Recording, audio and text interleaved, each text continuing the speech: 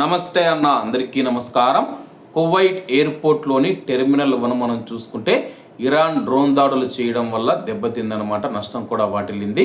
ప్రస్తుతం కువైట్లోని టెర్మినల్ 1 ఏదైతే ఉందో ఎయిర్పోర్ట్లోని టెర్మినల్ 1 తిరిగి ప్రారంభమైందని చెప్పేసి వార్తలు వస్తూ ఉన్నాయి.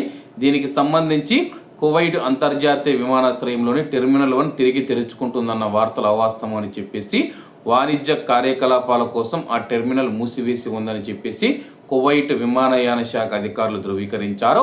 విమానాల పునఃప్రారంభం లేదా టెర్మినల్ తిరిగి తెరిచే షెడ్యూల్కు సంబంధించి ధృవీకరించని సోషల్ మీడియా పోస్టులను తప్పుదోవ పట్టించే ప్రకటనలు నమ్మవద్దని, పంచుకోవద్దని director general of civil aviation అధికారులు కువైట్లోని ప్రజలను కోరారు.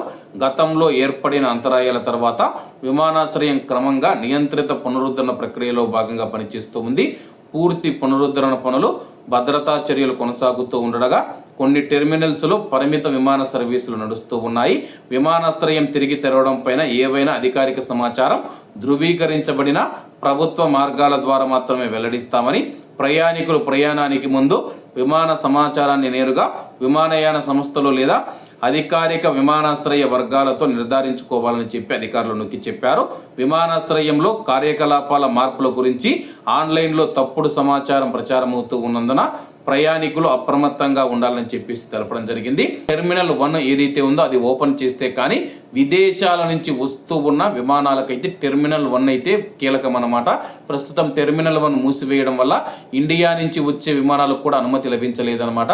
ప్రస్తుతం సోషల్ మీడియాలో టెర్మినల్ 1 ఓపెన్ అయ్యింది, విదేశాల నుంచి విమానాలు వస్తాయి, టికెట్ల రేట్లు తగ్గుతాయని చెప్పి ప్రచారం జరుగుతూ ఉంది.